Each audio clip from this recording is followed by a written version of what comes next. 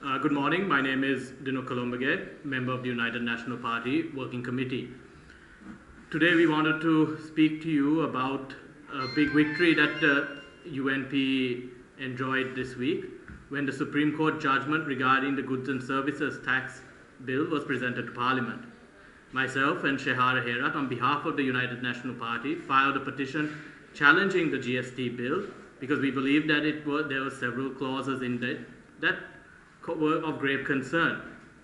Now, one of the main issue that we had with the GST Bill was that it was removing the sovereignty and control of public finances from Parliament and placing it under the jurisdiction of a single individual. We don't know who that individual was. However, this person would have the power to decide not only on the methodology of how the tax would be collected, but also on how it would in turn be dispersed. So the courts have ruled that the GST Bill in its entirety would require a 2/3 majority to be passed and then go before the people as a referendum. We welcome this news because we know now that the government will have to withdraw the bill and return to the drawing board. We are not against the government raising revenue through taxation. However, if they are doing so, they must ensure that the constitution of the country is upheld.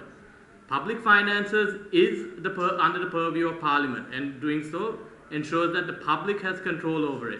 They cannot go and play with that and hand the powers over to a single individual.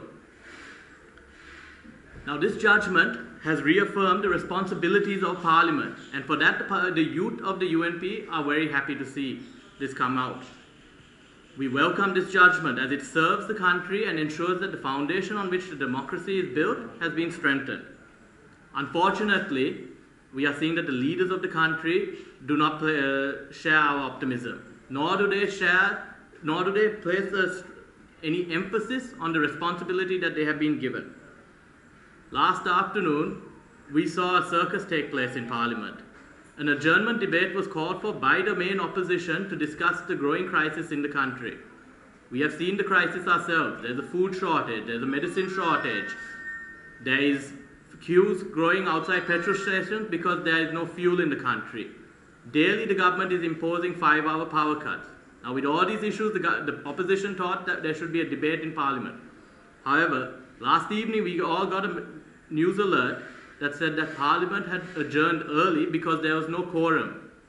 What this means is that of the 225 members of Parliament, a minimum of 20 are required to ensure that the proceedings continue for that day. The opposition was unable to ensure that there was even 20 members of Parliament to take part in the debate that they called for.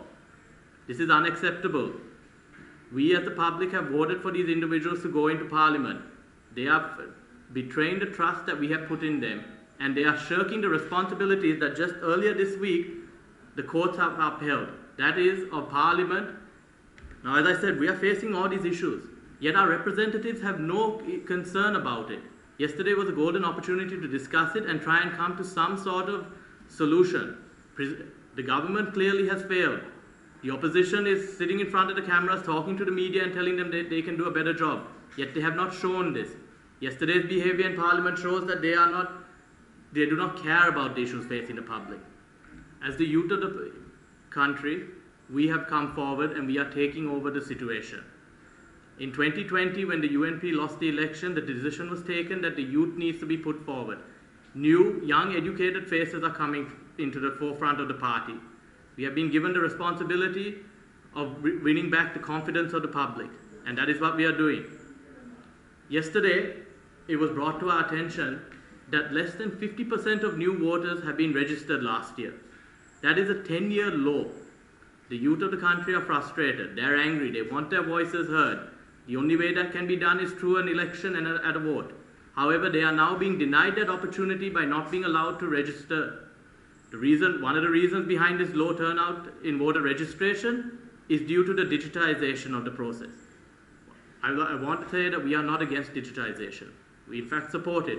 However, we also require that the authorities ensure that there are alternatives in place so that in case an individual is unable to register on the digital platforms, they can still physically go and register. Myself and Shehara Herat, along with our party General Secretary, went and visited the Election Commission last morning. We discussed this matter with him, and we said that we would want to have a follow-up meeting in 2 weeks' time. In the meantime, the UNP youth will also be launching an island-wide education campaign on voter registration. We want to ensure that everybody has the opportunity and the know-how on how to register. As I mentioned, the people are looking for a change, and that can only be done through an election. So it is essential that everybody is registered. Now the youth of the country has the responsibility to step forward. We have seen our leaders fail this time and time again. The current parliament is not taking up the issues facing us.